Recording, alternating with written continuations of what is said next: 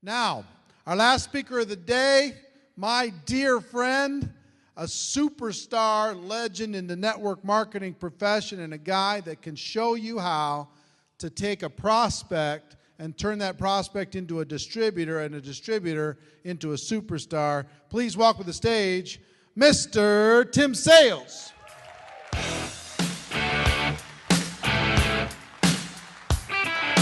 buddy. Thank you.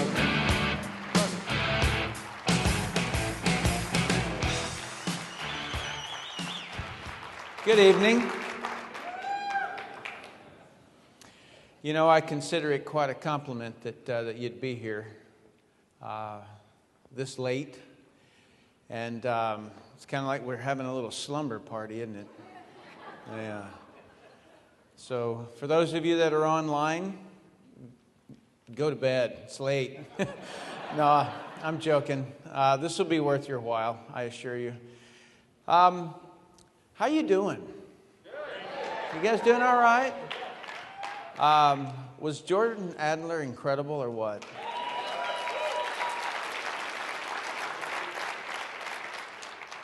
He and I were standing over talking.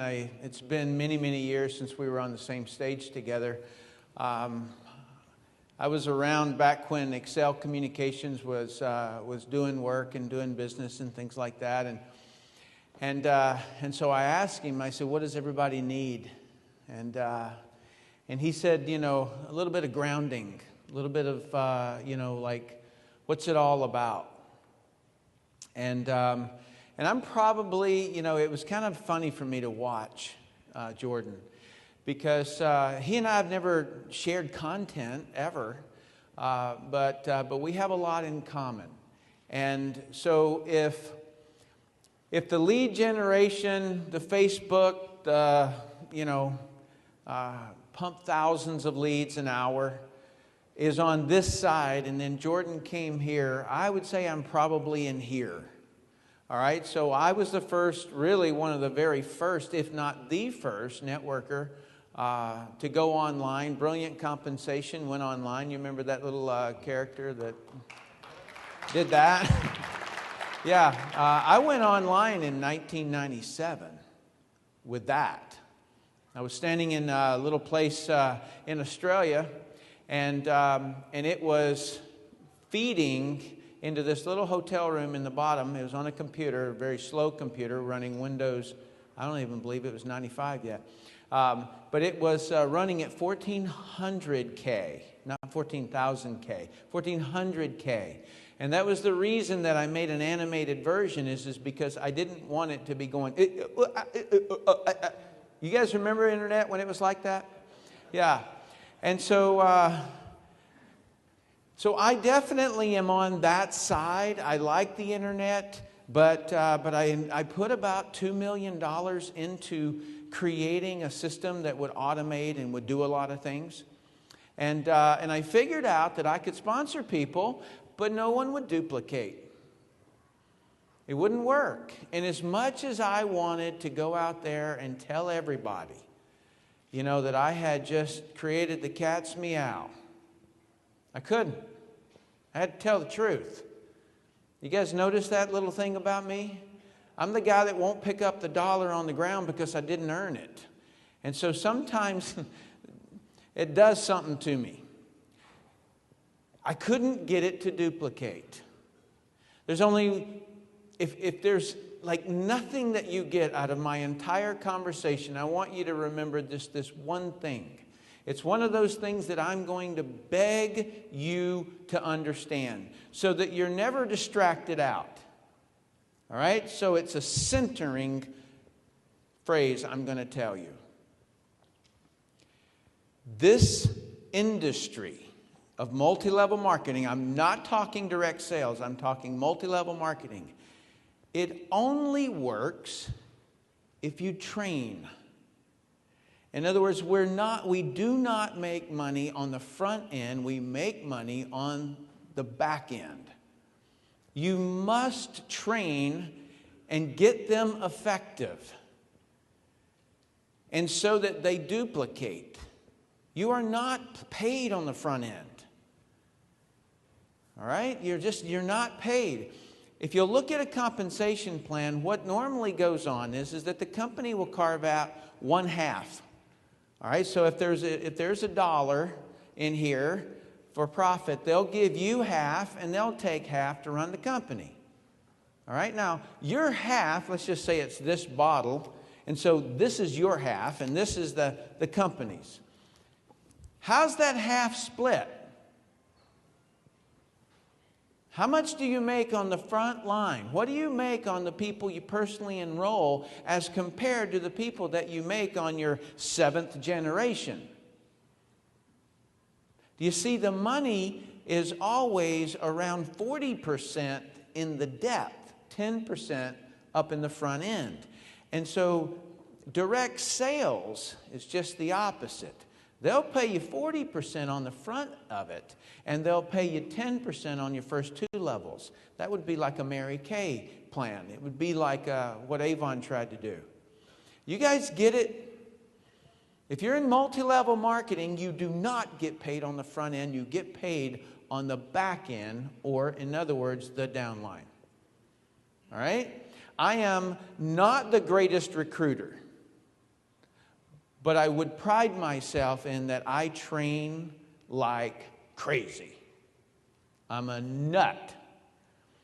I will not let my people not know how. Okay? And my wife can tell you that I drive her nuts because I'm always worried about this person, and I'm always talking about, I need to get this person over this barrier. I need to get that person to be able to do this. You guys get that? All right. So that was, like, I'm going to go through some stuff for you. I'm going to do some drills with you. But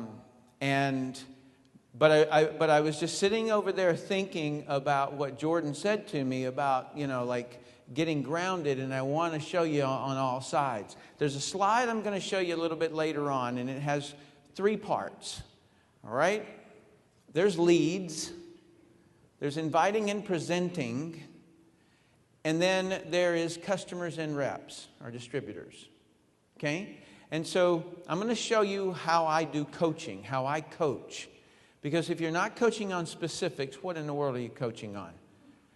Your soapbox, right? You just figured out how to explain that silly comp plan, and so you want to tell the world. Well, you know what? About 92% of all the people in my organization could not get the invitation right. They're never going to get an opportunity to say the comp plan. So why are you standing on a stage talking about a comp plan? Make sense? Okay, I can defuse a bomb, but let me see if I can figure this thing out. All right, so I'm going to repeat for those of you, let me learn my audience just a little bit. How many of you were at the Eric Worre event in, I think it was around December? How many of you were here? Okay, keep your hands up. And don't let them down unless you are not number 2 here. How many of you have ever listened to Professional Inviter? Okay, excellent. Thank you for raising your hands. You can put them down now. All right, so now I know my audience, and I know what I'm going to need to cover. Okay? Let's do this. The industry is made up, anytime you really step back and you look at the elephant and you look at how big of a project that you've got going on, I want you to just think about dividing it up into 3s, okay? Or 3rds. 1 is invite them, 2 is to present to them, and 3 is to train them. And guess what you're going to train them to do? Invite and present. Okay, wow. You guys are awake this late. Have you ever heard, it's not what you know, it's who you know? It doesn't matter if you don't invite well. Like if you don't communicate well, it doesn't matter who you talk to because you're going to blow all your relationships. So don't you think this is something we kind of need to get good at? And have you all, not you, have you all experienced someone who was annoying? Okay, good. Just want to make sure that, just in case you need to train one of those people.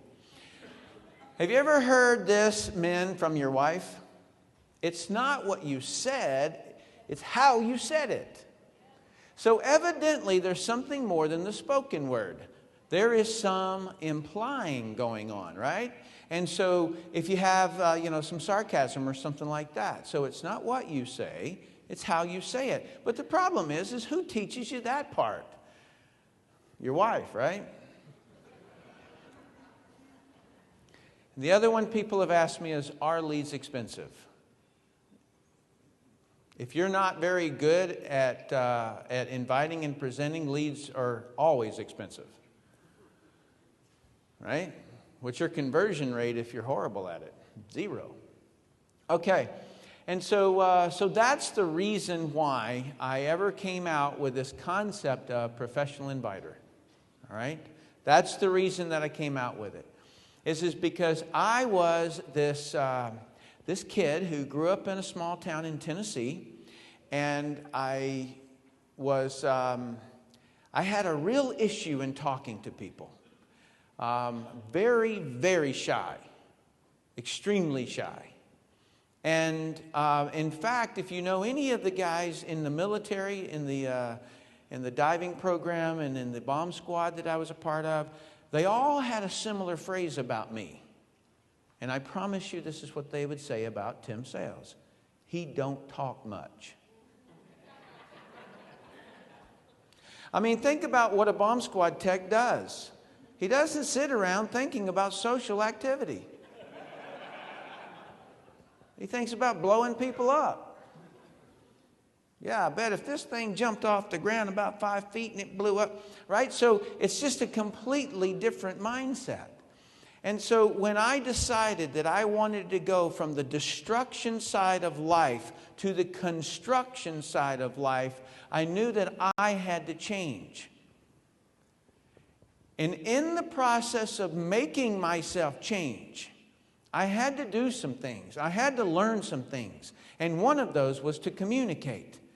And unfortunately, most people who learn to communicate learn so by their parents or someone in their vicinity when they're young before they get that concern, that worry. And so therefore, they don't remember how they learned to communicate. And so therefore, they can't teach it to somebody who doesn't know it, because they don't remember learning it. Jordan Adler's conversation about the bicycle and the balance was gorgeous. It was just gorgeous. And the reason being is because I've used that analogy before about walking, about watching a child walk. It doesn't matter how many videos he sees of somebody walking until he stands up and he does the funky chicken for a while. He's just not going to walk. And so in communication, I did the funky chicken for a long time. It was horrible. I do not know how anyone survived my approach. I would stand in an elevator, and I would wait for somebody to come on, and I would say, hi. That's it. Well, you know what? The first 10 times up and down the elevator, I didn't say a thing. Just having them in the same space with me was enough. And then I would say hi and step off. So when the doors would open, somebody would come in, I'd say hi, and I'd step off, just in case I messed that up.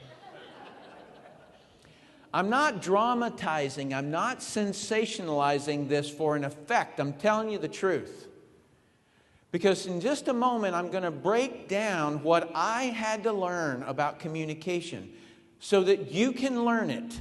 But if you already are a whiz, don't sit back like you're not going to sponsor one of me one day. Like, really take notes, okay? All right, so inside of my organization, this is back when I got some success in the very beginning, all right? I had a list of activities that kept me committed. It kept me doing. It kept me active. That way I could, if it didn't make me $10,000 a month, I wouldn't do it. That was my rule. That was the grid. That was everything about how I existed. I sold my gis, my karate outfits, my golf club, all my guns, everything. Wow, most of that was killing, wasn't it? Anyway, I sold everything. right? And if it didn't make me 10 grand a month. And so these were the things that I would track that every single person did. And then they would fax them to me every night. And what I found is that, you know how when you, back in the days when you licked envelopes or you wrote return addresses or something, you'd feel like you wanted a stamp because you kept saying the same thing. And so on your address, you would say, I wish I had a stamp. And that was the way that it was, because I was always replying back to everyone by fax and telling them what they needed to work on. Because everyone seemed to have a problem right in that same area. Dials, connects, and appointments. And what it dawned on me was that if a person didn't have confidence, there's two confidences. If a person did not have confidence in their ability to invite, they would not write down the name. And number two is if they did not have the confidence that they could train the person they brought in to be successful, then they wouldn't write a name down. They would never make a phone call. Okay? So if you've got a doubt that if you think I can't convert someone over to being successful, then you will withdraw. You will hold yourself back because you don't want that person in pain. Right? Real easy for Jordan. Real easy for me. I know with certainty. There's no doubt in my mind. When you get that, that's the easy day. But until then, what do? That's what I'm here for. Okay, so realizing that people need help in dials, connects, and appointments, I went to work. All right? And I came up with something called the 10 communication qualities. Those were 10 communication skills. And I came up with the inviting formula. And that was the sequence that you talk to someone and what you talk about. Because at that time, I was the script monster. I would walk around with this big radio. We didn't have MP3s. I had this big radio. And I bought it from a guy who was leaving the Navy. And he didn't know where he would put it on the airplane. And so, I mean, it was a big box. And so I would walk around in the opportunity meetings with this thing. And I would walk up to people who had guests. And I would say, what did you say to get your guest here? And then I would record it. And I would get a whole bunch of these every time. And anytime there was an event up in Philadelphia, I'd drive up there. And when there was an event down in Richmond, I'd drive down there. And I record these things. And then I would transcribe them. And I would put little accent points. Because I realized that it wasn't just a function of them saying something. It was the emphasis that they put on it. And so I put little accent marks. And then when I would be driving in my truck, I had one of those little notepads that has a suction cup that sticks up. And I would sit there and I would read that as I was driving. And I would practice those scripts. And so I thought all I needed to do was to get other people to use the scripts. And I put people on the phone. And I kid you not, I've heard a person reading a script to a prospect, and they say the person's name that wasn't the name, but it was the name that was in the parentheses in the script. And they say blank. They say the word blank.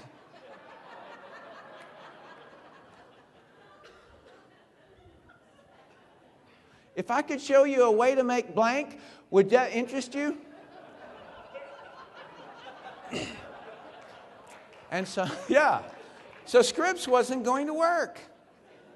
I couldn't do scripts. And so what I decided was that when you first call somebody, you greet them, right? Greet, hi, right? And I considered that a bucket. So inside the bucket, you could talk about this, you could talk about that, right? You could talk all about this stuff. And then, but once they said a certain couple of phrases, then you were over here. And that's called the qualify step. And in the qualify step, you could talk all around here. Don't you dare go backwards. You could stay in here. And when they said a certain thing, that was rights to go to invite. You greeted them, you qualified them, and then you invited them. Don't dare get that sequence out. And that's what I trained everybody on, and it worked until it didn't. In other words, it worked for so many people. And then I got somebody at my house. We were doing 10 and switch. I'd dial 10, he'd dial 10. I'd dial 10, he'd dial 10. And inside of there, something hit. And where I was having success, he wasn't. And I was like, he's doing it right. So I had to come up with some different things here. So the inviting formula, which is the sequence that you say something, is greet, qualify, and qualify means find out what they need, want, or don't want in life. And then you invite them to look at something that'll help them get whatever it was they said they need, want, or don't want in life. And then you close them into an action step. If you said I'm going to send you a video, then get them a video. If you said you were going to send them a website, send them to the website. If you said you were going to send them a tape, send them a tape. You close them into an action step. And then any questions or objections, those pop up wherever they do, and you handle them right there, and then you keep on going. And then you follow up or follow through. You have to follow up. I'm just going to tell you right now. If you don't follow up, I will get them. I am just shocked how many people won't follow up. Okay. Here is the communication qualities. And this is the thing that the fella couldn't get it right. And I just kept on making phone calls with him, until finally he said something. I caught it. He said, if you qualify, if you qualify, if you qualify. He said it 3 times on the same phone call. And after he hung up, I go, why did you say if he qualifies? And he said, I'm posturing myself. And I go, well, you sound arrogant. Don't do it anymore. And so he didn't. And then we called some more, and then he had some other issue came up, and I corrected that one. And then finally, he got some success. And it was called the 2 communication qualities. There were not 10. Until I did enough people to where there were no more errors. And then I could get consistent result. And so it became, so number 1 is be interested in the prospect. Really interested. Not, I'm going to try to maintain eye contact. It's really interested. Like if they say they're an engineer, don't go, oh, cool. What kind of engineer? What's your day like? Why did you get into that? Were you the kid that tore the lawnmower apart when you were young? Like get into their life, figure them out. Number 3 is having sincere, friendly facial expression. Number 4 is to use the right amount of assertiveness. I'm going to go into this one in just a second because you're going to need it for the drill. Number 5 is to communicate easily. Do not have the strain that Tim Sales had every single time that he talked. As a matter of fact, and those of you who are on the internet, I'll be right back. I was sitting right here, I think, at my first event. And this person who was on the stage, how dare them, they walked off and they said, I want to hear from some of our new people. Stand up and introduce yourself. And I stood up. Now, I was there 20 minutes early. And when I stood up and I turned around and I saw all the eyeballs, I froze. Done. And she was tugging on my arm, trying to get the mic out of my hands. And I remember her saying, let's move to Rick while he figures out his name. And she took the mic out of my hand, and I was still standing there. I nearly died that day. I can defuse a bomb, but I can't look at all those eyeballs. All right? So, communication quality number 5 is to communicate easily, wherever you are. Number 6 is to make sure your body doesn't distract the prospect. This one is fun, gets me in a lot of trouble with the ladies. Number 7 is to tell the truth. You know what? I can't leave it at that. That sounded a little wrong. What I do is that I just insist that people dress in such a way, and they wear clothes that means that when you're getting ready to go meet with a prospect, you're asking yourself a simple question. This prospect needs, wants, or doesn't want something in life. He's not able to get it, evidently, because he already would have had it. And so he needs my help. And so while you're deciding your wardrobe, don't wear something sexy unless you want him. All right? In other words, go there professional. And afterwards, you know what? If you want to go out and streak down the street, skinny dip in the next door neighbor's pool, go ahead. But while you're in business, dress that way. Don't wear perfumes and colognes because a lot of people are allergic to them. All right? So, don't pop gum. In other words, don't let the body distract the prospect. Anything other than your prospect getting 100% of you is wrong. All right? It's a professionalism point. Hey, thanks. Man, I had to wiggle out of that one. All right. Number 7 is tell the truth. Now, wouldn't you know it, right when that one came up, I had to go back and tell you that one. Number 8 is to know what you're talking about. This is don't wing it.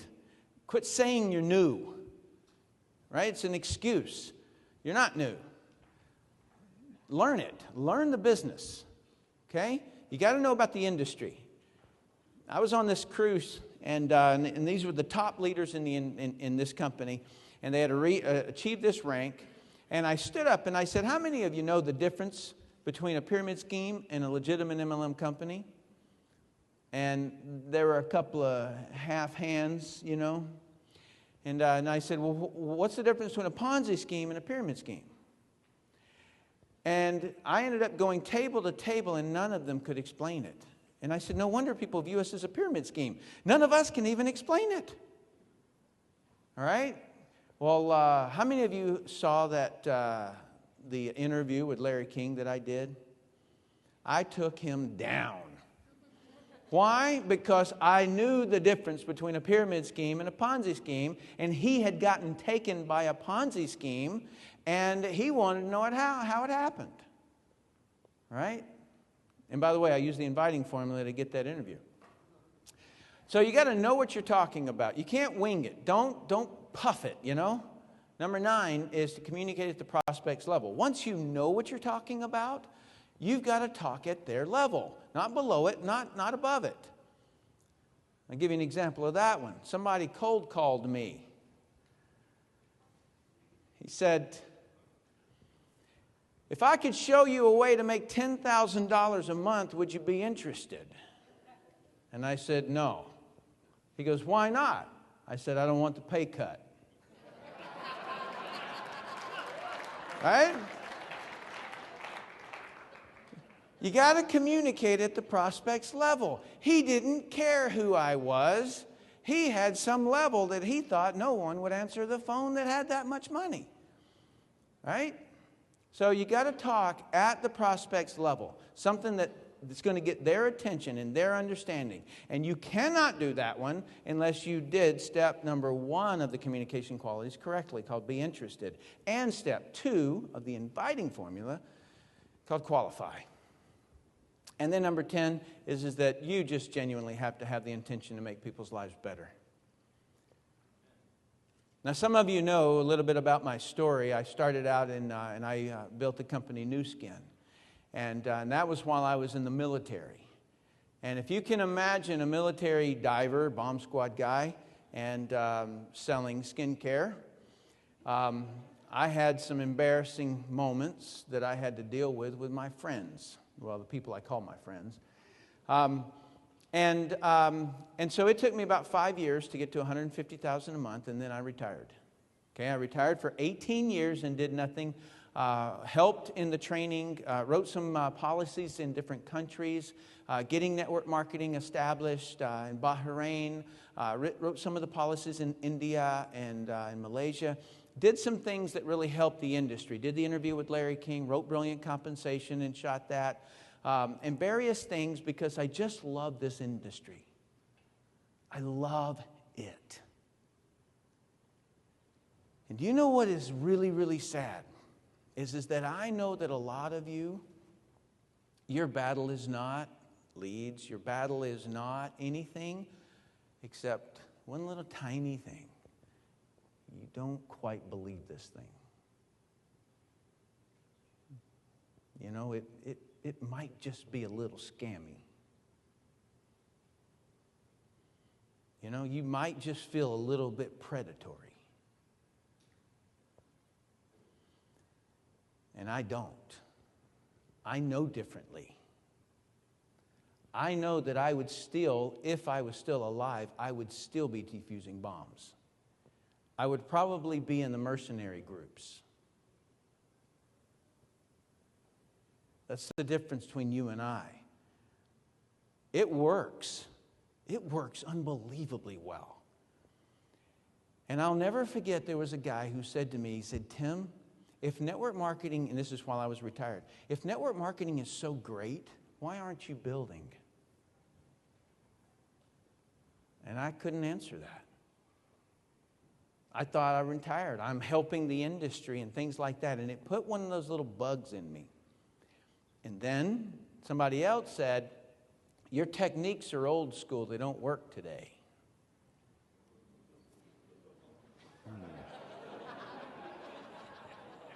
Oh, you just watch me. And so I got back into the game. And I love it so much. I wake up every morning feeling like I'm in the middle of a skydive. It is blissful. I'm that guy that is a goofball the whole day. When I talk to prospects, I'm goofing around. And when I'm in the car, I drive and I look beside me and I see people sitting in traffic. I'm like Jordan, I don't ever see traffic. I go to a matinee if I want to see a movie. You know, if I'm on the golf course, it's on a Wednesday, you know, in the middle of the day. And so it is, I have a different lifestyle. Like I can't imagine how people will, for 1 second, if they have the thought that the industry is predatory, or if the industry is not quite legal, or if the industry is whatever, that they don't dig into it. I was fortunate enough to live across the street from the Federal Trade Commission. They hate me.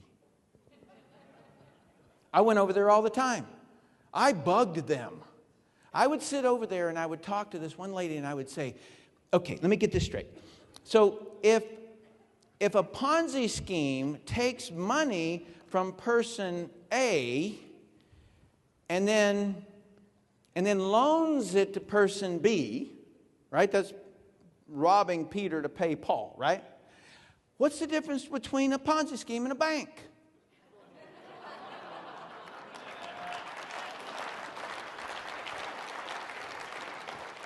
Better yet, what's the Social Security issue?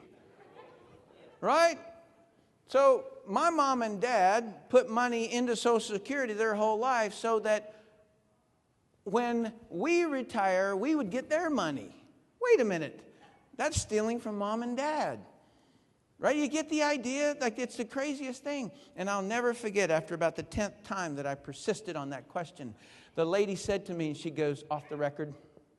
I go, okay, sure. And she goes, the interest rate. Takes a second, doesn't it? In other words, the interest rate was the only difference between a bank and a Ponzi scheme. You get more in a Ponzi scheme. You see, in other words, I know all about the banking, the finance, everything having to do with the law, because I would say, all right, let me get this straight. If I'm driving 56 and the speed limit's 55, I know right when I crossed it. Why can't you tell me when it becomes an illegal pyramid scheme from a legitimate MLM? Tell me how. Why can't you tell me that law? Right? I was that guy. You see, I figured them all out. I know. This is the most ethical industry in the world. All right?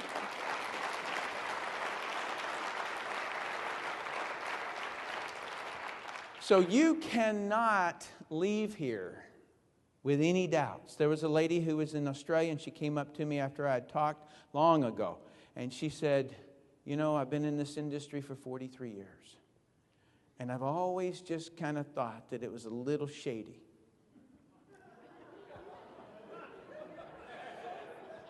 Not shady enough, but a little shady.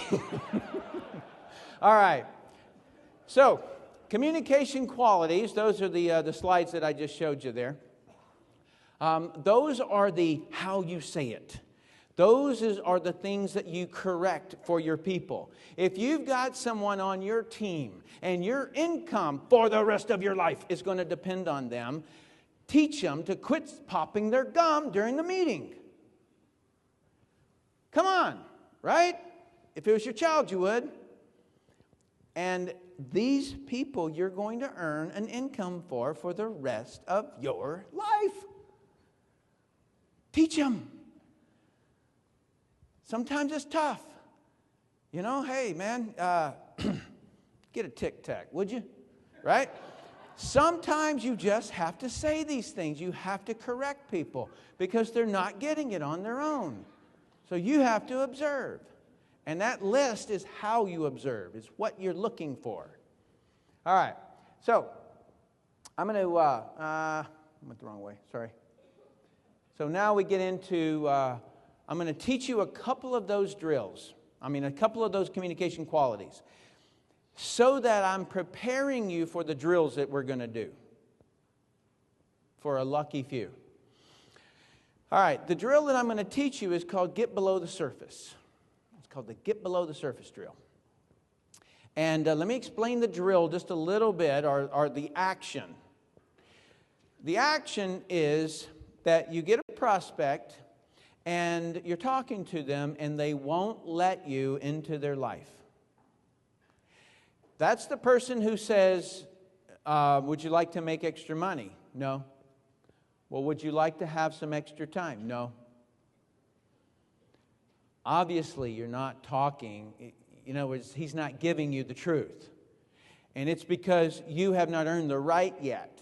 And so sometimes they will just throw out an answer to shut you up. And they've not, in essence, invited you in yet. They haven't let you in. And so I have found that in the second step of the inviting formula, and remember, it's greet, qualify. I have found that it's in the qualify step, when you're trying to find out what they need, want, and don't want, that they'll throw out a surface type of an answer.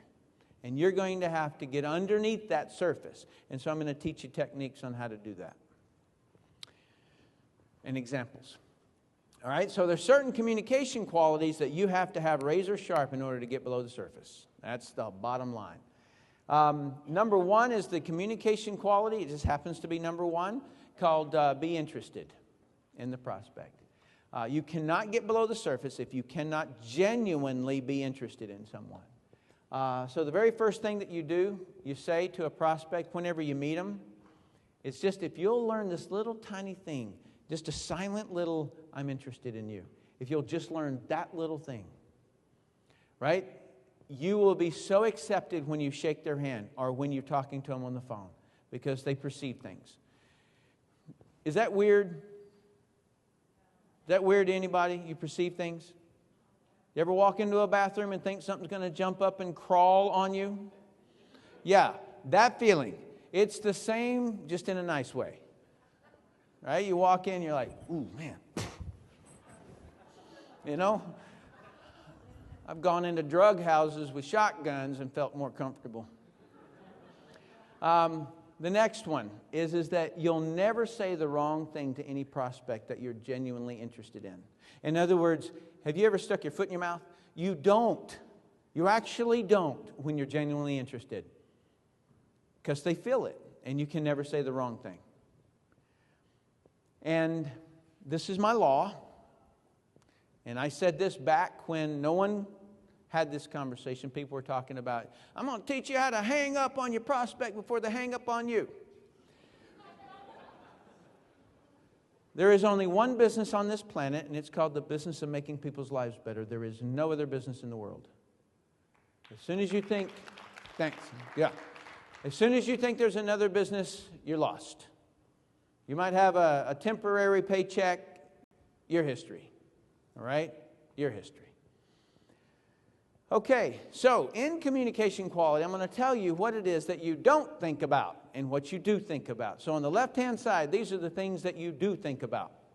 Number one is whatever they're interested in, you be thinking about that.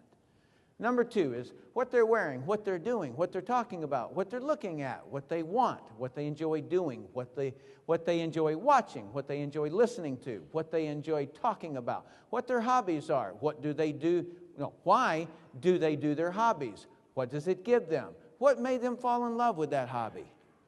That's what you should be thinking about. Now let me tell you about what you shouldn't be thinking about. The money you could make if they buy and sign up. How many of you think about how you're going to get rich because of somebody? If you're saying the right thing or not, if you dress correctly, if your prospect can tell you're new at it, if your prospect can tell if you're making little or no money, if your prospect thinks you're a fake because your car, house are closed. Have you ever parked down the street? Am I the only one that used to do that? You never parked down the street and walked up to the prospect's house? Oh man, you guys are spoiled. I bet Jordan did.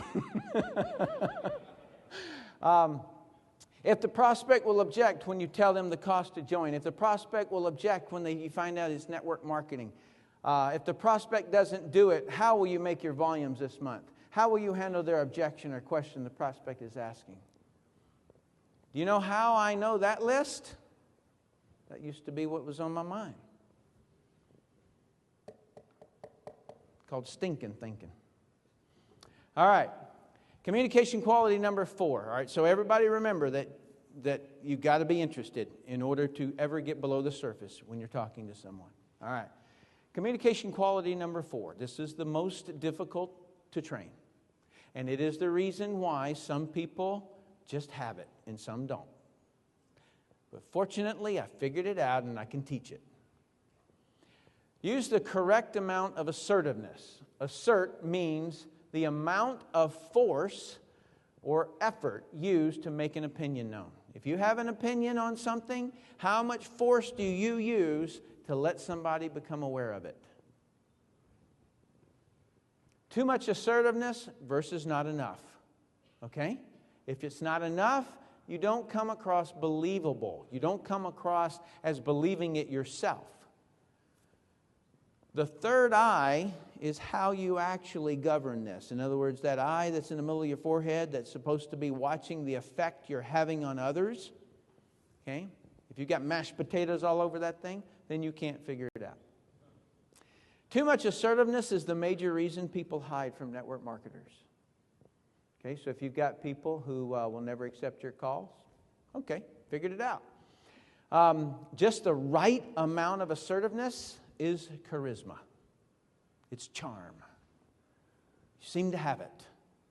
Charisma means a personal quality that arouses devotion and enthusiasm in others. Excited? All right, so here's the way it goes. Let's just call this neutral.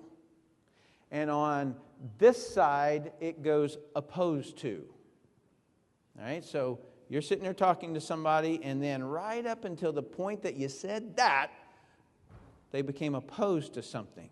Now, if you keep going, you push them over into leaning back.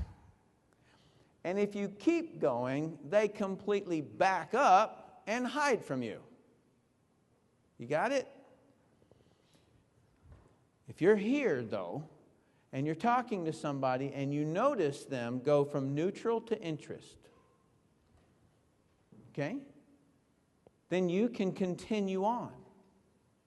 But if you see them go like that, opposition, you don't keep going. If that seems incredibly simple to you, you've not done enough training. Okay? Because you're going to find some people that you want to hit. Like a roundhouse kick to the forehead? Yeah. All right. Number 4, a little bit more on number 4, is right amount of assertiveness. So the first thing that you do, because here's the problem, is that you might have the right amount of assertiveness with a certain person. But you don't necessarily have the right amount of assertiveness for every person, because most people have different assertiveness levels on different topics, right? You talk to him about his divorce, and he's going to be... You talk to him about who won the football game last night. Yeah, go Raiders! Right? He's completely different. And so you have to, like, in essence, identify how someone's, like, acceptance of what you're talking about. So that's step number one, is that you identify. Now, how do you identify that? Voice volume is one of the things. So if a person's talking real loud, very gregariously, then you'll know that they've got a little bit more assertiveness on the topic. If their body language, if they stand up, if they talk with their hands a lot, things like that, those are more expressive types of communication. Where if they're standing there with their hands folded or behind their back, right, they tend to be a little bit more timid. There was a gentleman, and it was in prepaid legal, and I was doing some trainings for that company. And anybody know a guy named Tony Hughes? You do, yeah. All right, he's a big fella. He looks like a Coke machine with ears. Okay, he is a big guy. And I was doing this drill with him where I was teaching him the right amount of assertiveness, and I had him do the drill with this little Asian gal. She was about that tall. And every time he starts out by talking to her like this, and then by the end of it, he's like turned sideways, and his hands are like this, and he's talking to her, and she had to give him the okay that she was talking at his level. But that's what has to happen. You have to experience the difference between being in your body and being in their body. Now, why is this your responsibility? Why couldn't they just do this? Because you know about it. Facial expressions. Are they stone-faced? Right? Less assertive. They very, smile and goofy, things like that, then they can handle a lot more. Direct or dispersed communication. If I answer your question with no, or I answer that question with, sometimes, maybe not, but a lot of times, it just depends on the situation. I've said the same thing, haven't I? But I used a whole lot of extra words to deflect your upset. Right? So this is a good measurement of how someone else will receive your communication. Time and time frame. And what this has to do with is that sometimes it's just the right time in their life. My wingman, this guy's sitting right over there. His name is Steve Schwartz. He just picked up a new car. Right? He flew from where we live in Park City. And he flew down to San Diego, got himself a new car, and drove up here. Do you think I could say anything that would upset that guy? Nothing. Other than, hey, man, your car looks like a grocery getter. I'm just joking. Can you tell he and I goof around a lot? Yeah, like we accept one another, right? That's why he's my wingman. You know that guy, one day I was in an event, and he had stood in the lobby and waited until I came to check into the hotel, asked me if he could help carry my bags. This was about probably 12 years ago or something like that. And now he ended up with me in his organization. Right? Isn't that cool? Like that's the way that it works. It really, really does. It's just, it's the greatest industry in the world. Now, he was in the Army. That's the downside, and I can't forgive him for that. The last one is repetition. How frequently does someone say something? Okay? So if you met with me and then I said to you, I need to think about it, I need to do some research, and you said, okay, very, very good. And then you called me on the way home, and then when I got home, there was a message on my answer machine from you, asking if I've made a decision or not. And then I've got 2 text messages when I wake up tomorrow morning. It's the frequency that you communicate that tells me your assertiveness level. You get all those? So those are the things that indicate or that tell you whether or not someone's assertive or not so much. What do you think it would take with me? Okay, so you've been watching me this whole time. What kind of assertiveness would you have to use if you wanted to sponsor me? A lot. I skydive. I dived at 300 feet. I got 13 speeding tickets for over 100 miles an hour on a motorcycle. I'm a nut. I'm a goofball. I'm a nut. Huh? Yeah, underwater too.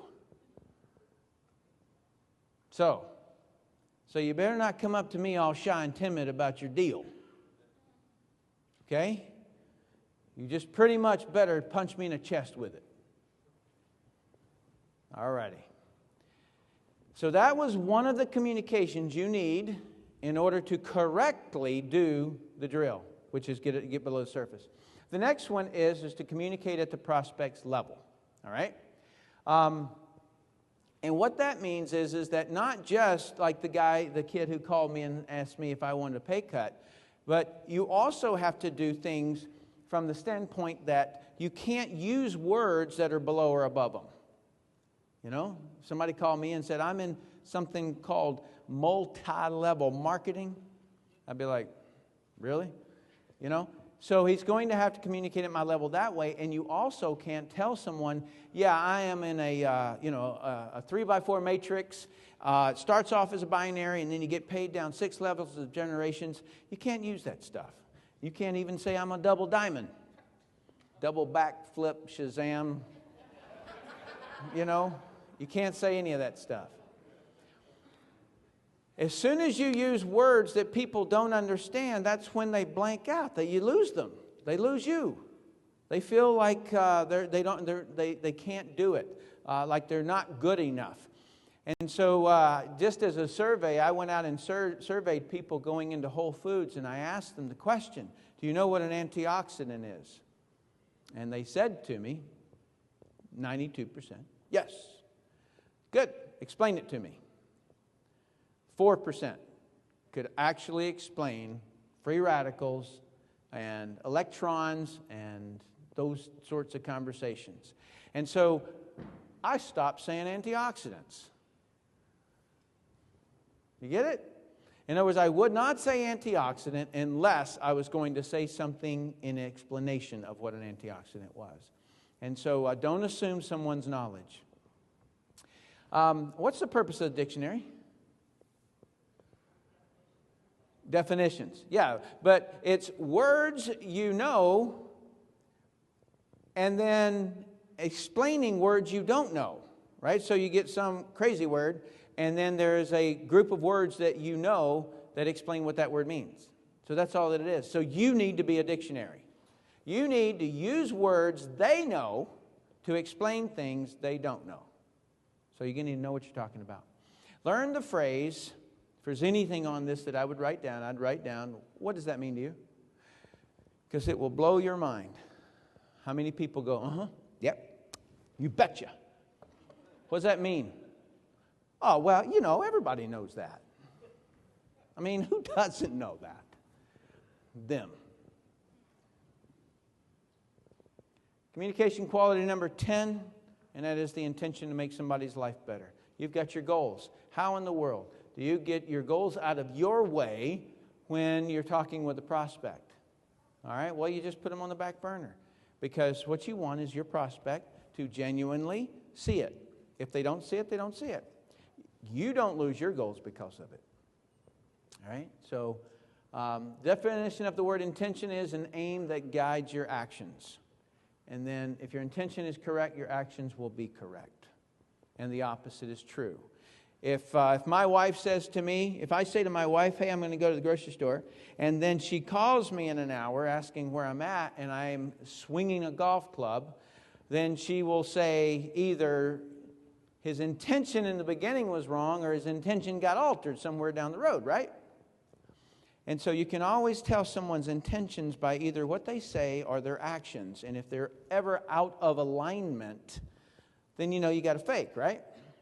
And so when you're sitting down with a prospect, you have one intention: make their life better. Anything else is wrong. Like, why are you standing there? And by the way, that's the other reason I love being back in this industry. All right? I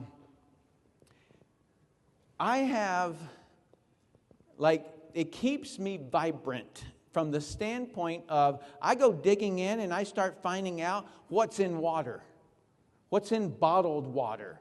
In other words, it becomes a cause, right? So if you're in this because you want to make money,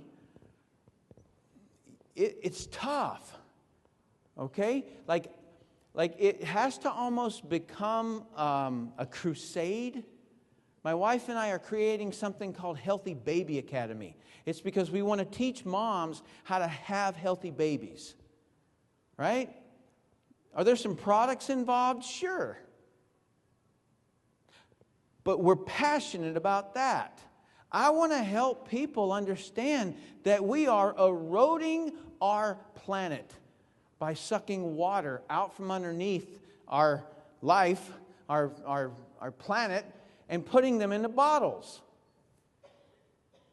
Okay? Now what does that have to do with Tim making money?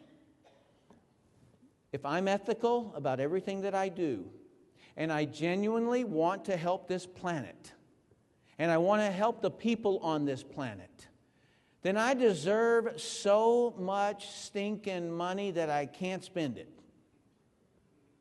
And then my kids will have old money. Does that make sense? That you have to have the dream. You know, you have to have that crusade feeling about you. All right, that's the other thing. I absolutely love this industry. Have you, I know I'm a little bit off the track here, but I want to just ask you something. Has anybody read any kind of those conspiracy theories out there that somebody's trying to take us down? They're trying to feed us food that's going to kill us. You read any of this stuff? Newsflash. If you know about it, it's not a conspiracy. They can't get you at it if you know about it. You get it? If you're still eating the genetically modified foods, well, then you deserve to die.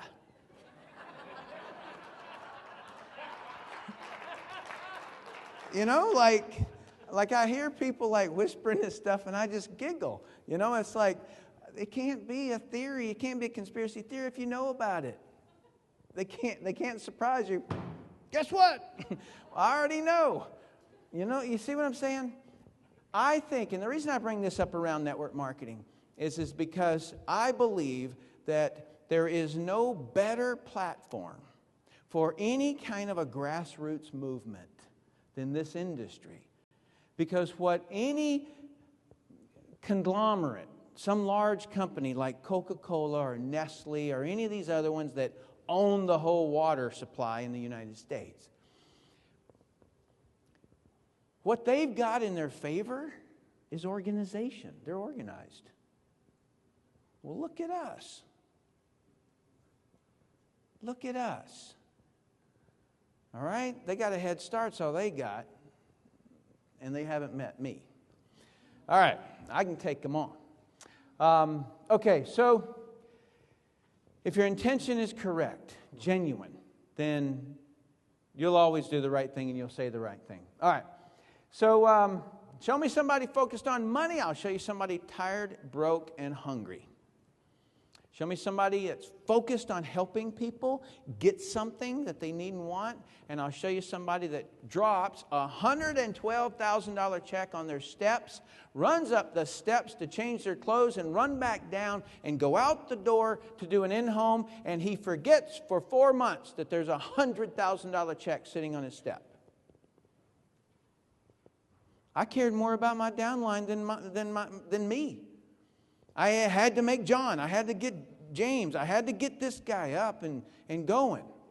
So care about your people. Get your goals off your refrigerator. Put your front line's goals on your refrigerator. All right? Don't stop until they get what they want. And then suddenly, you know, you're going to be leaving your checks on the steps. It's not hard work that makes money. It's genuinely helping people. Okay, so inviting, all right, so I'm going to go into 2 steps of the inviting formula, actually 3. Number 1, what is inviting? It's asking someone to do something. Go to a movie with me, go to play golf, take a look at this video, whatever it is. It's just an invitation. all invitations have some semblance of natural flow. It goes from one step to another. Number one, you greet, and then you qualify. And in other words, I can say, hey, Mom, what are you doing for turkey dinner? That's greet and qualify right there. Why? Because I already know my mom. I already know what she's about around Thanksgiving.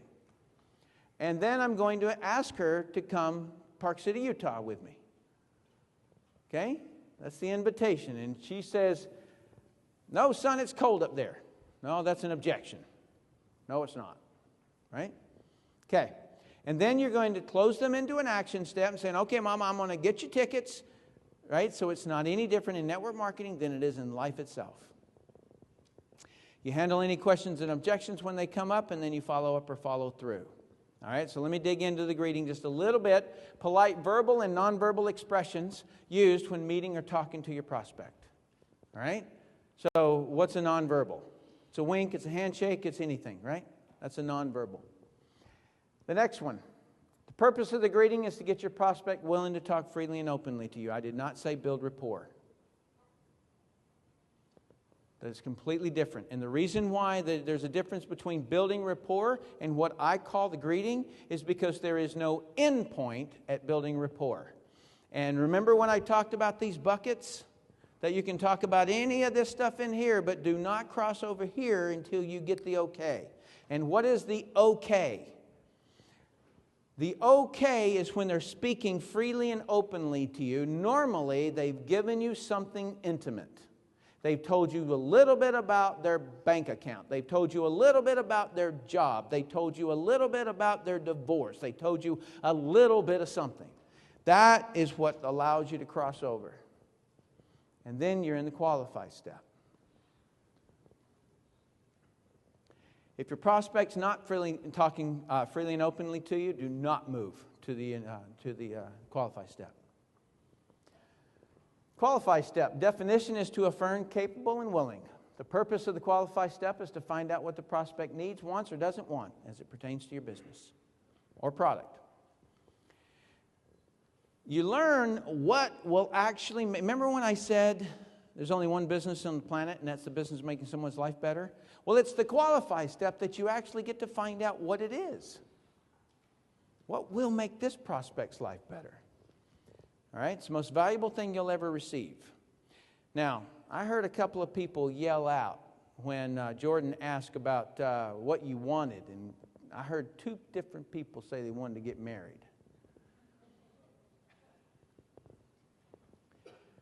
Listen up. If you genuinely do all the communication qualities with your mate, and if you genuinely do the inviting formula, they're going down. So just find who it is that you want and take them down, because this works all the time. I taught my son this. Yeah, I'm telling you. I taught my son this because he couldn't pick up girls. And then I was like, what did I do? Dad, meet Shirley. Dad, meet Monica. Dad, meet... Oh, my gosh. Get out of here, man. Oops. Okay. It also determines if your prospect qualifies to be invited. All right. Now, here's where this goes a little bit strange. Is that you need to determine for real, for true, right? And this is one of the heart things. Is that can you help them get what they want? Because if you can't, you cannot move forward. Do not invite people who you can't help them. Do you want to help them? All right, I admit it. This is my business, my world, my universe. And there's people that I don't want to help. Whatever it is about them, just various different things, I've just said, no. You know what? I've got 5 people I'm working with. You want a Ferrari, you want a fur coat, and you want to save the people of India. I'm going with you. Right? I just don't even invite them. And do they want help? A lot of people, if you ever did honestly help them, they would be without their problem. And then what would they do? They've been complaining about their ex-husband's tiny little bit of alimony, they've been complaining about that for 10 years. If you all of a sudden solve that, what are they going to whine about? So they don't want help for real. They just want to complain. All right, so once they do qualify, once you've determined that you do want to work with them, then move to invite. And you just ask for the presence or the participation of. The purpose of the invite is to ask your prospect to review information that can help them achieve what they've stated that they want. Okay? You use that relevant information that you gain in the qualify step. So here's the way this thing goes. So if the lady says to me, I want to make my own income. Okay. You want to make your own income. So that you can make your own income, I want you to take a look at a video. You hear that? I want a sailboat to cruise the Caribbean islands. So you can have a sailboat to cruise the Caribbean islands. I'd like you to take a look at a website. In other words, they won't say no because they just said they want that. Do you hear that little? I can't believe it how people will alter what they say. The woman says, I want my own income, and he says, oh, so you're not satisfied with your ex-husband's money. She didn't say that. Shut up. Right? In other words, now you'll know what it's like to get around me in the training room. Because this is very exact. They have the entire English language. They chose a few specific words to describe their emotions on something, and then you go and change it. Don't. You lose the power of the whole inviting formula if you alter what they say. And then right after you say, I'm going to send you a video or I'm going to have you go to a website, right after you say that, move right into close to action when we get a chance to take a look at it. There you go. That's the inviting formula. Any questions? Somebody say, wow? I don't know how to answer that, but thank you. Speak up, real loud, scream at me. Assertiveness. Yes, okay. So I know this is cold market, but is there a way to use this in getting people into Sweetie, I just told you how to find your man. He's right there. Okay? Okay. So what she asked is this is for cold market, and you don't want me, that's not what you said? Okay, this question is, how do you deal with, I use these steps and I get a lot of people to close the action and take a look, and then they say they like it, but then I can never get them to follow through and sign up. They like disappear or they don't stop answering the calls and all that. Okay, so she says that she gets the person through the inviting formula, and then they receive some information, and then they go away. Is that your question? Okay, welcome.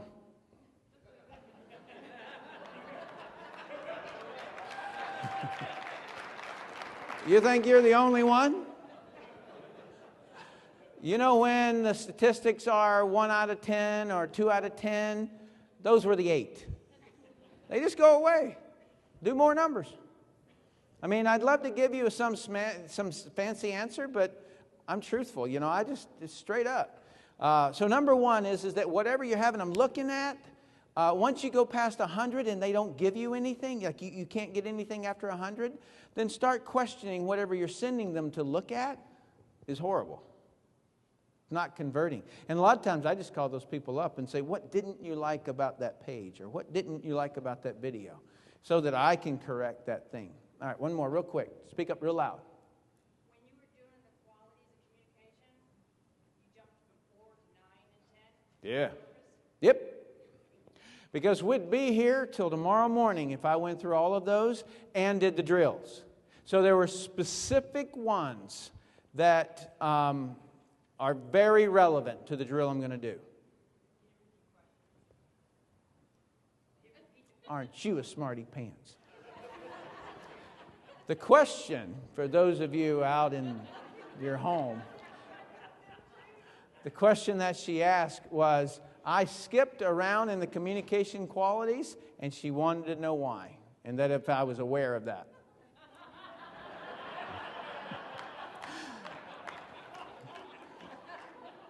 Thank you for correcting that. All right. So let's do a little drill here. And this one is not going to be like your standard drill. This is called a pop quiz.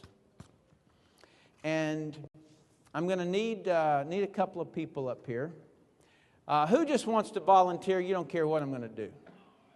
All right, come on up. Come on. Come on. Steve, you need to come up here.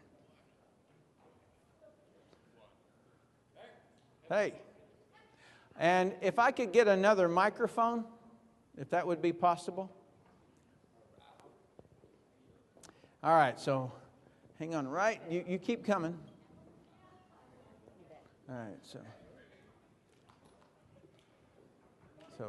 1, 2, 3, 4, 5, 6, 7, 8, 9. Thank you. 10, 11. They're 12. You're 13. All right. I'm going to try to find that person who's hiding. You know, the person that goes, looks like she's looking at her computer, or she looks like she's doing something. I want to find that really, really scared person. You're not scared, but come on up, please. She knows what I'm going to say before I say it. I've been watching her. You, sir. You didn't hide enough. Okay. Yeah, you're a good target. Okay, so it's 1, 2, 3, 4, 5, 6, 7, 8, 9, 10, 11, 12, 13, 14. Right? I need one more. You. Awesome. Give her a hand. Okay.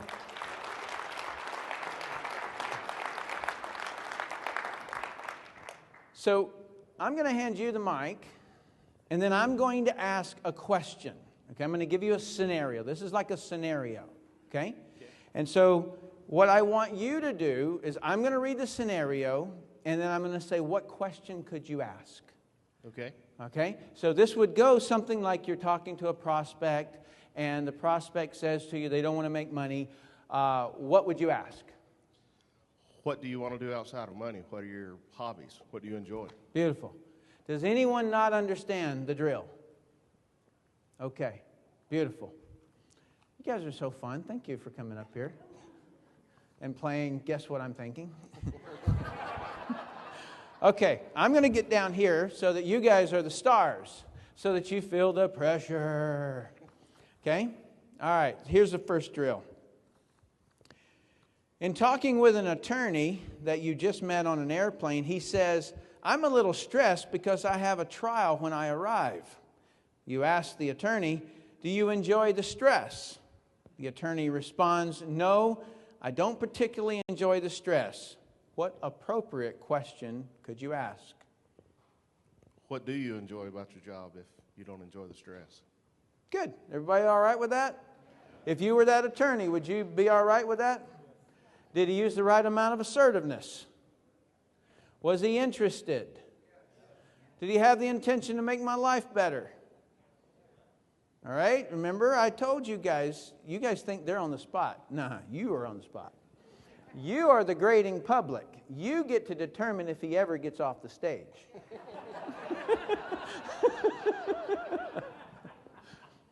Everybody good with his answer? That would be pretty logical, right? Yeah, it sounded smooth to me. Congratulations. You're welcome to depart. If you hand the mic on. Good job. All right. Thank you. State your name. Jules Price. Joel's? Jules. Jules. Nice. Okay. Dialogue number 2. After properly greeting a purchased lead, okay, so you purchased a lead over the internet. I don't do that. You did today. She says, I'm just looking for something to do from home. What appropriate question could you ask? The lead said that. What kinds of things are you interested in? It's similar to what he said. That's probably what I'd say. I felt as though that she was a little shy. I felt she was timid. Now, I see some people. I see you feeling sorry for her. You know, whoever's feeling sorry is going up there, right? There is no feeling sorry for people in this industry. That says, I can't get over my concern, and so I'm going to let you fail. We train here, okay? See, there's a disease in this industry. It's called, I'm going to pretend to train you, and you're going to pretend to work. And I've been trying to correct that for a long time, okay? So, I'm going to read it to you again. Okay. I gave you some time. All right. After properly greeting a purchase lead, she says, I'm just looking for something to do from home. What appropriate question could you ask? Remember, you made me come up here. I do. All right. Well, I would probably say, aside from what kinds of things are you interested in? I mean, that's all I can think of to say. Good. All I was asking for you to say it in a way that it would actually Oh, be we're received. acting. Oh, I can No, do you're that. not. No, you're not acting. I didn't know you wanted to have a little role playing, Tim. I'm good about that. Boy, she just swaggers right Tell me. into her. Tell me, Tim, what do you enjoy doing? Beautiful. Everybody good with that one? Okay. Thank you. Thank you. All right, you ready, sir? What's your name? Jesse Catlin. Hi, Jesse. Okay. Thank you. You bought an internet lead. You're qualifying Paul, that's his name, and he says, I just need to make some extra money and thought I'd see what's out there. What appropriate question could you ask? That's a good question. Well, Paul, what have you seen so far? Good. Everybody good with that? I like that one a lot. Yeah. It's a winner. Good job.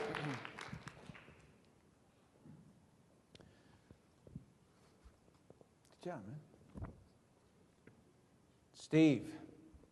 Okay. You're at a social event and you meet a very successful entrepreneur who is very gregarious and seems to always have a crowd around him. In talking to him, you ask him what kind of work he does. He replies, I just love building companies. What is an appropriate question you could ask? What kind of companies do you like to build? Right? Okay, beautiful. It's easy as that.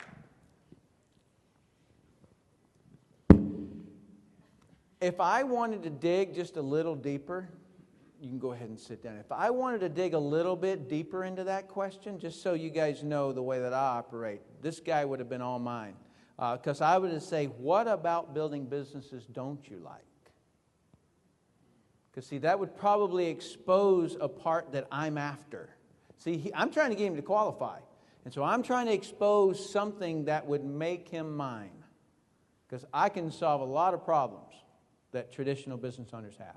Okay, you ready? Yes. You're very patient with me. What is your name? Candace Viafana. Nice to meet you.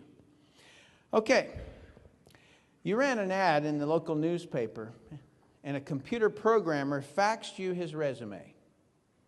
After a good greeting, he states, I'm a victim of downsizing in XYZ Corporation, and I'm looking for anything to make money right now.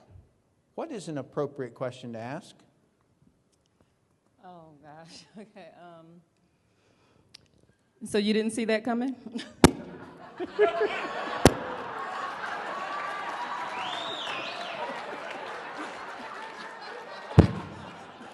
With me, that would work, okay?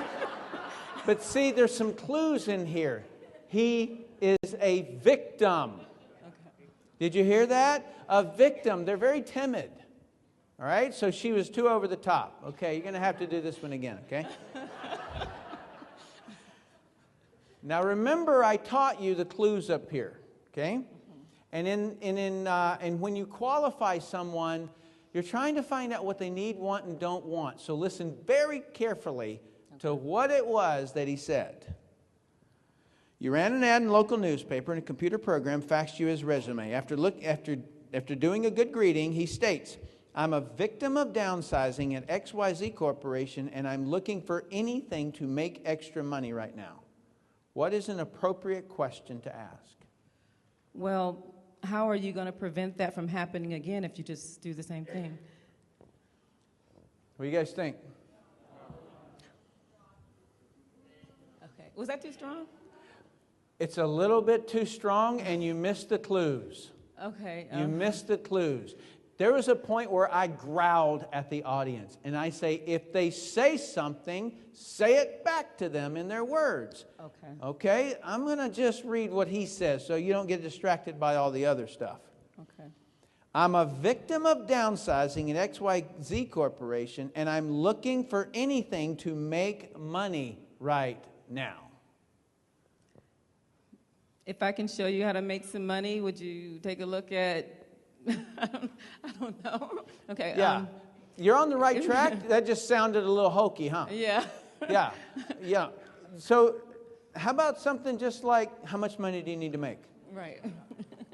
Right? Like he's needing help. So it doesn't have to be fancy. It doesn't have to be snazzy.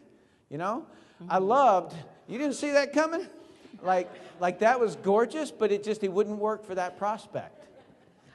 I thought you were saying assertiveness was a good thing. I wasn't sure if it was good or bad. But. Oh, it's neutral. You just have to be at their same level. See, I didn't communicate to her at her level, right? I used something that confused her. Okay. All right. Well, thank you very, very much. What's your name? Carla. What is it? Carla. Carla. Thank you. Thank you. All right. You ready? Yes. You're talking to a waiter at a restaurant that you frequent. You've said pleasant hellos several times before. In your greeting, you ask him if he does any other type of work. He states, with a chuckle, I'm a struggling actor. What is an appropriate question you could ask? I'd say to him, if you're struggling, what performances or auditions have you taken? Have you taken many auditions lately? And are you looking for another way in order to subsidize until another acting gig comes out?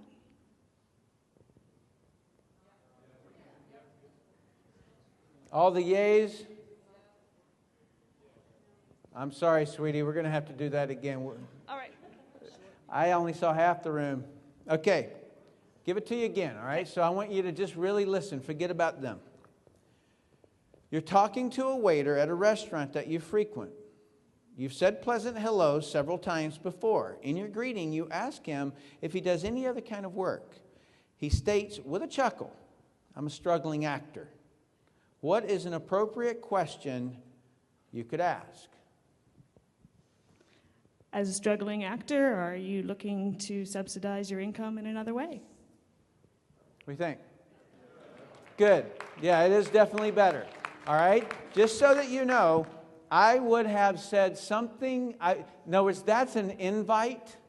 And what you're trying to do is get below the surface. And so just so that you know, and this is not right or wrong. This is just on the years that I've been doing it, okay? So I would have hit the word struggling actor, okay? I would have said, why does it feel like you're struggling? What about acting is struggling?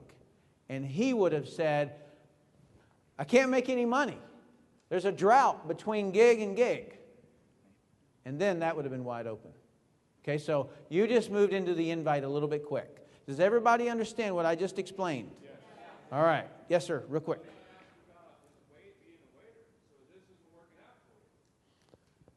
Good. You could have. He was at...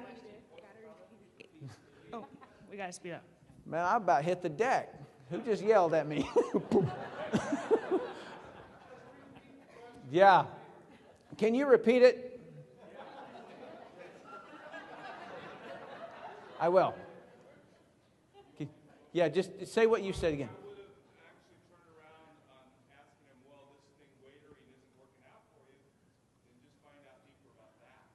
Yeah, So what he says is that he would have just turned this actor thing around and found out more about that.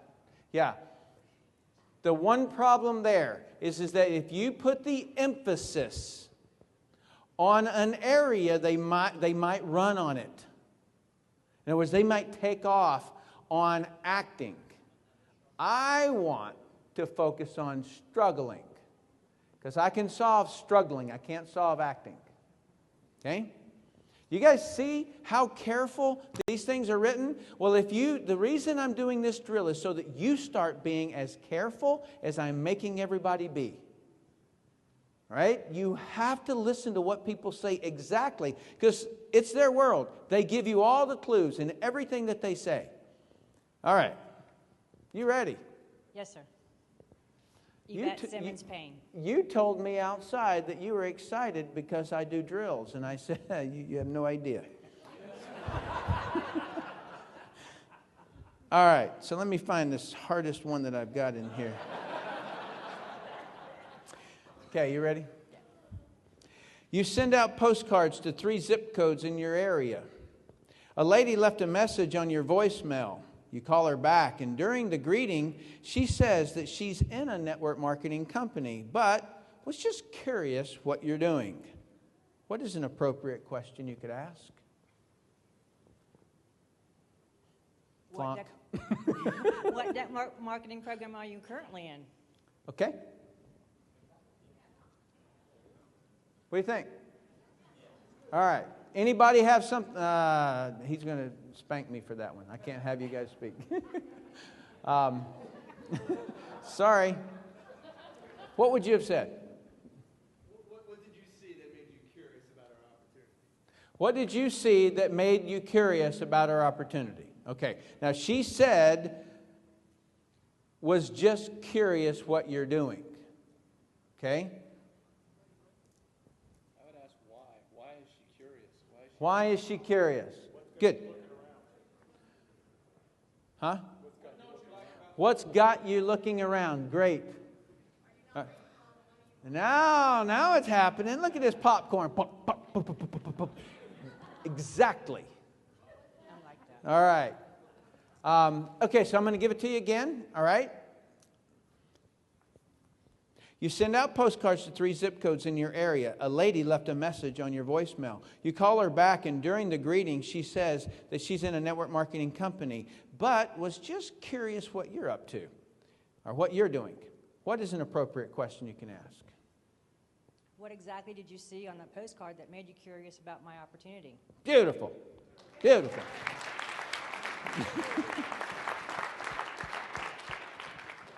What's your name, sir? Russell Alley. Hi, Russell. All right, you're at a gym working out and start talking with a gentleman. During your greeting, you learn that he's an economist who works at the Commerce Department. He later states, well, it's a job, obviously not very exciting. What is an appropriate question you could ask? What is it that you don't like about your job? What do you think? Yeah, you missed the buzzword. Exciting. What excites you? What, if you were doing, would excite you, right? So he gave you the word, you gave him the other side.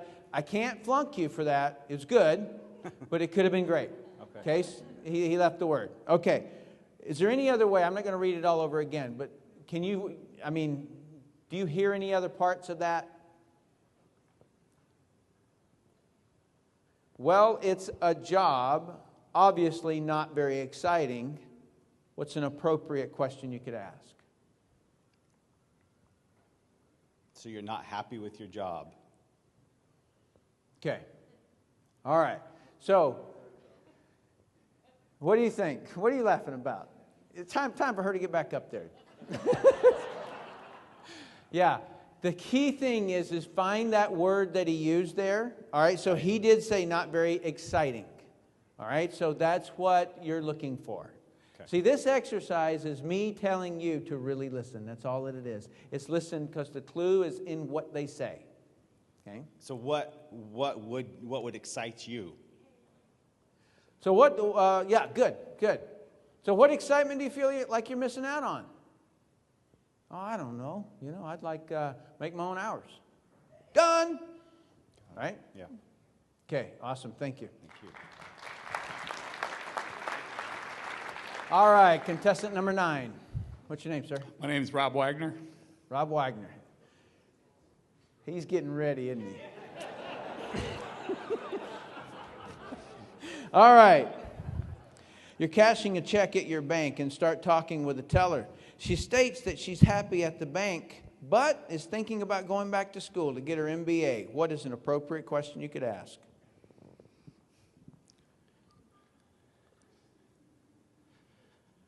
Going back for an MBA, that sounds like a wonderful thing. What do you think you would plan to do with that?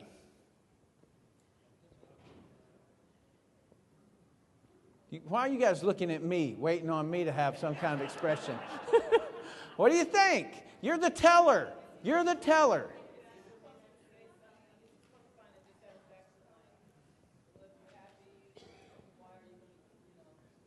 Okay, so what she says is, are you supposed to be looking for a dissatisfaction? Not necessarily, right? Just exactly what it is that she said, thinking about going back to school to get an MBA.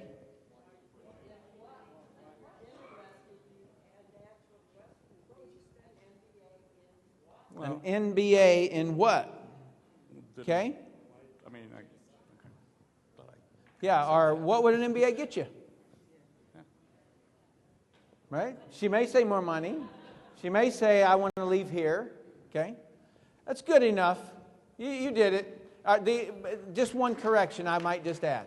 Your assertiveness level, okay? Now you've got to remember this is live. That would have been a long silence. Right? Like she's standing there and she just said, I'm going to get my MBA, and you like look off to the left.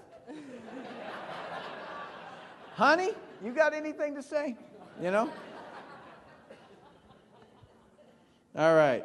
Hang on a minute, sir. You ask her why she wants to get an MBA.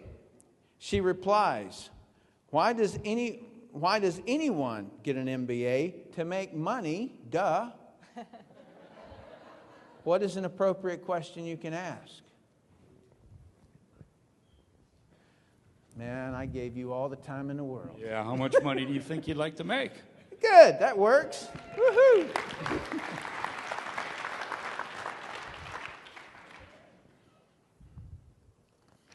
All right. What's your name? T. T? Yes. Me too. You're climbing into your car when a guy approaches you about buying a cell phone. You tell him you already have a cell phone, that you're happy with it, and then ask him how long he's been selling phones. And he says, not too long, it's only temporary until I find something else. What appropriate question could you ask? Well, I'm not necessarily into buying a cell phone right now, but do you ever go to networking events? I'm sorry. They, if any of them were selling you phones, they wouldn't have gone with that one. Okay. Okay? All right. So I'm going to give you another time, okay? So listen very closely. You're climbing into your car. You got that part all understood, right? I just heard you say that. That part was great. Okay, so a guy comes up to you, and you're climbing into your car, and he approaches you about buying a cell phone, and then you tell him you already have a cell phone, and you're happy, and then you say how long he's been doing this. Okay, selling phones. And then he says, not too long, it's only temporary until I find something else. What is an appropriate question? Of what nature is the thing you're trying to find? You're trying to find something specific? Is it something more you're passionate about? Okay, what do you guys think? Okay, let me give you the little bit of a picture that I was trying to paint here, whether it was there or not. And you guys tell me if it was there. Here is this gregarious guy comes up and catches her getting in her car. Tries to sell her a telephone. And she says, right? Did you see the way she went like this and like confused? Okay, that's the wrong amount of assertiveness. This guy is happy. All right? He's gregarious, he stops you, right? And so now, how would you do it? I have a great opportunity. All right, what do you think? Just the word opportunity is a little bit off, okay? So he says, not too long, it's only temporary until I find something else. What else are you looking for? Beautiful. Woohoo!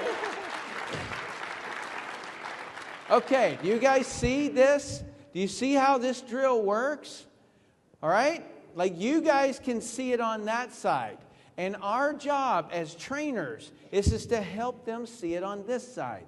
Help them look for those clues. She'll never forget it. If anybody ever tries to sell her a telephone, they're going down. Thank you so much. All right. How are you?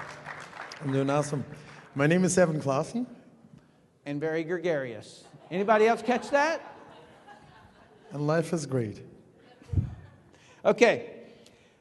Let's see. I already read that one. I read that one. You ran an ad in the local newspaper and directed them to fax you a resume. You call one of them back. The lady's name is Cheryl. In talking with Cheryl, you ask, what kind of position are you specifically looking for? She says, I'm looking for something challenging and rewarding. What is an appropriate question you could ask? Sherry, that sounds so cool. I got a challenge for you. Would you like to hear about it? Okay, you like it? How many A's? Okay. All right. Somebody's got to yell out. You yell out. What was wrong?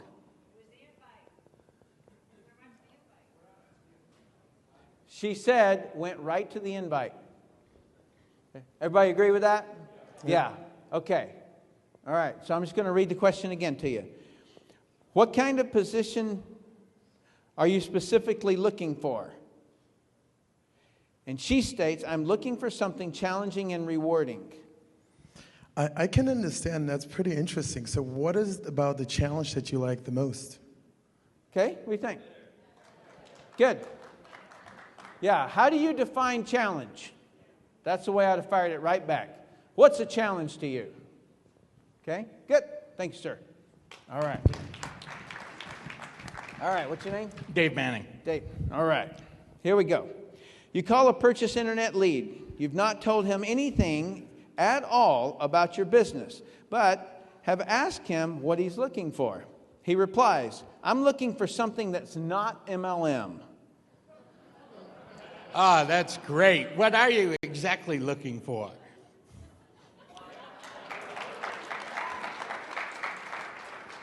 I think that actually works. I wrote down here, oh, it sounds like you've had a bad experience. What happened? Okay? I would want to take him on nose to nose. Okay? Me too. Yeah, and you would send him down what he's looking for instead of hitting on that straight on the MLM, but yours would have eventually gotten there. Okay? And they voted yes. So thank you, sir. Thank you. All right, how are you? Introduce yourself. I'm Michael Barbe. Beautiful.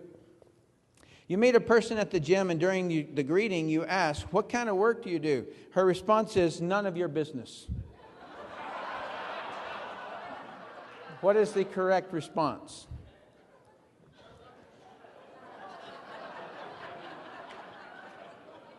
Flunk. Yeah. You guys know that every one of these happened to me? That's where these came from.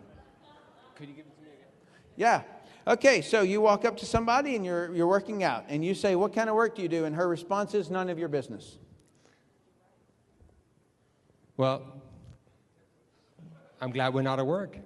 You're what? I'm glad we're not at work. I'm glad we're not at work. We're not at work. You would have got slapped. Okay, try it again. Okay, she says, none of your business.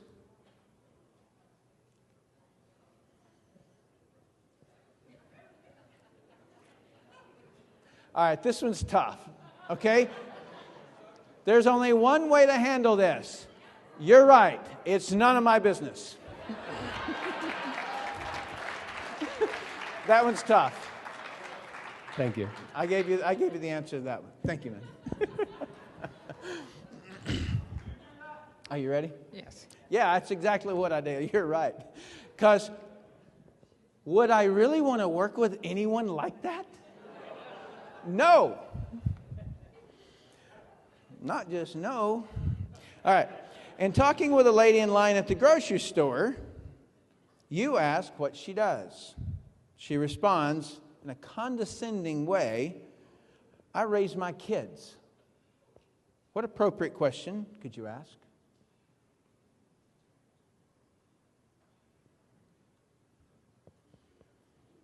She would have walked away by now.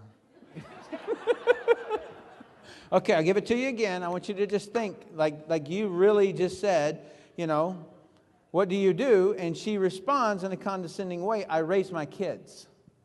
That's tough. I know. I'm a mother myself.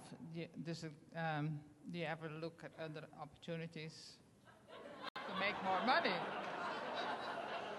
No. No, that didn't work. Let's do it again. I raise my kids. And a wonderful job you're doing. What do you guys think? Yay? Nay? Yay, raise your hand. All right, we got less than half. Okay. Here's what I wrote down, because this is what happened to me. I said, well, that's the most admirable job. How old are your children? Okay, so it's very similar. So, because, you know what? This lady's got an attitude, and I am not going in, you know, like, I'm not going in on it. So, thank you. Okay. All right. And last but not least, what's your name? Marissa Benson. All right. Okay. You're waiting on someone at the airport and start talking with a guy standing beside you. You ask him what kind of work he does. He says he's a contractor. You ask him if he's happy with it. He says, I absolutely love it. What is an appropriate question you can ask? What is it that you love about your contracting job? Perfect. Well done. Thank you very much. All right. So, can you guys see that it's all in the way they word stuff? And can everybody else hear that there is no way you could have caught those little... All right. All of you guys that just watched her walk by, flunk. I put her on the stage the whole time. Couldn't you just spend enough time there?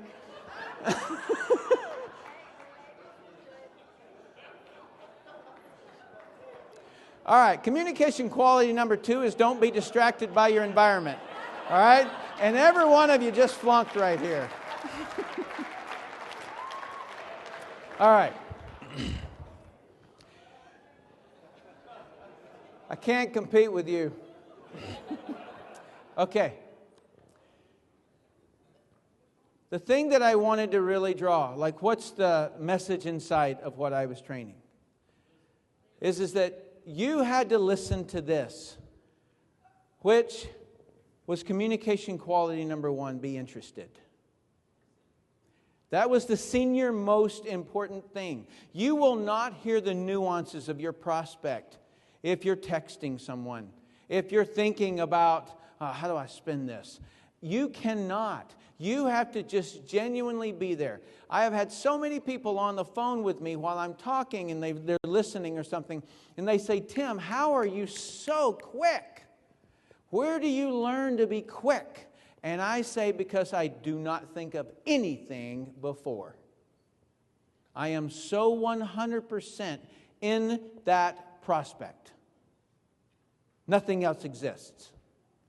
Okay, and when you get there, you're genuinely interested, and you will always be quick in your responses. But if you try to prepare what you're going to say, you will blow it every time.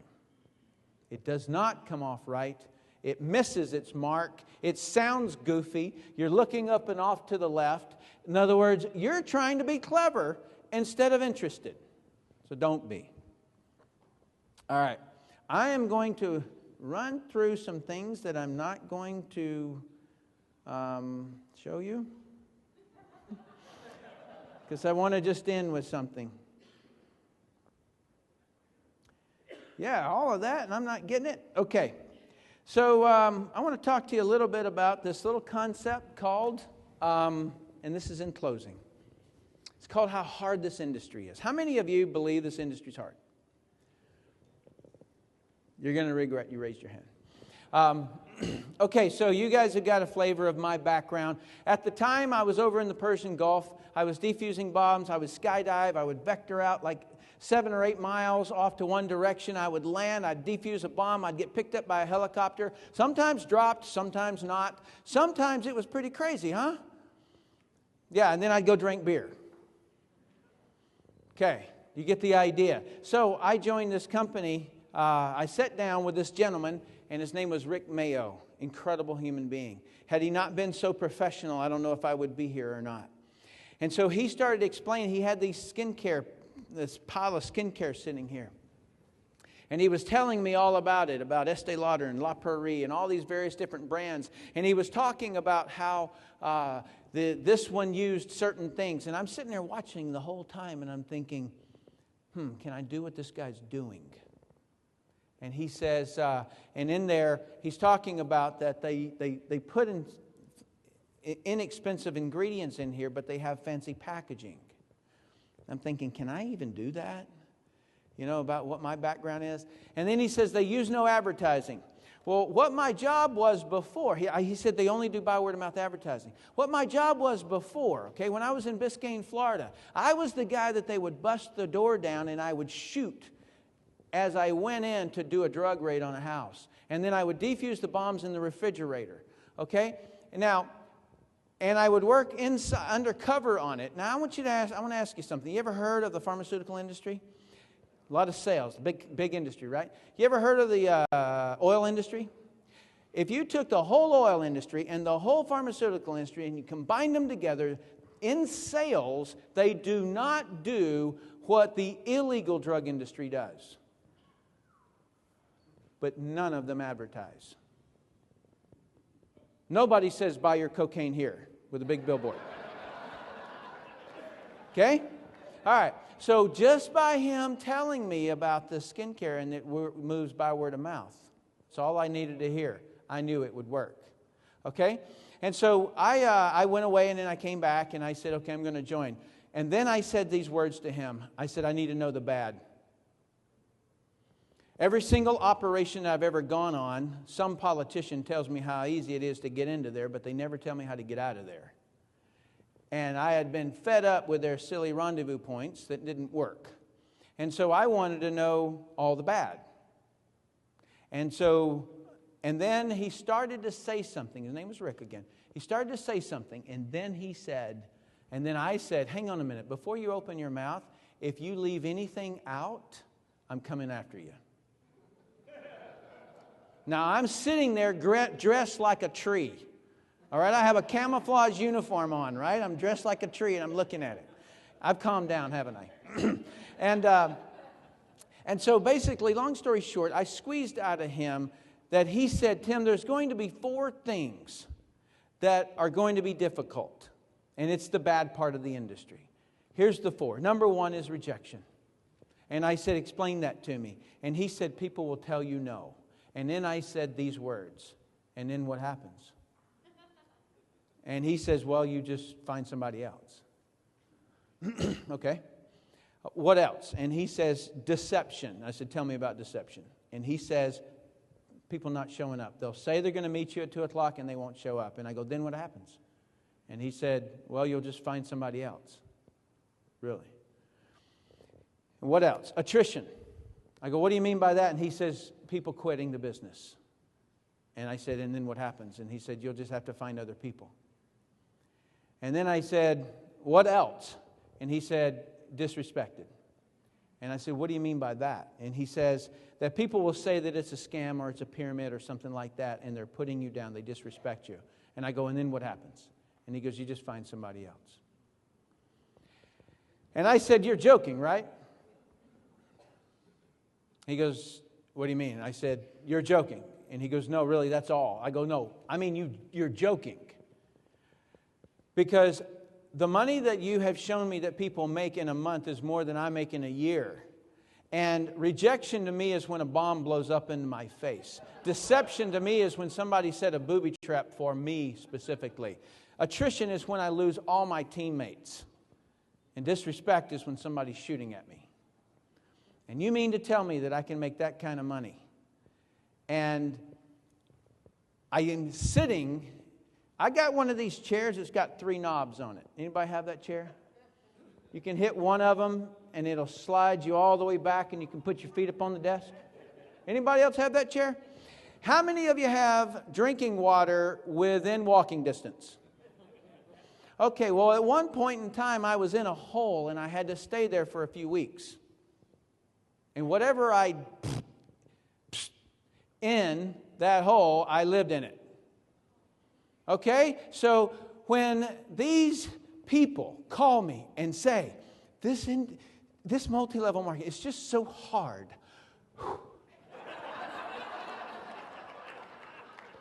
Please tell me what happened. He said he was going to call me back and he didn't. You don't say. Wow. I don't know what to do. I don't know what to do. All right? Rick Mayo was true to his words. I've been in since 1989, and not one thing has ever been exposed to me that I didn't just read to you. All right? I just said exactly what it's all been. So would somebody please tell me right now what's hard about this industry?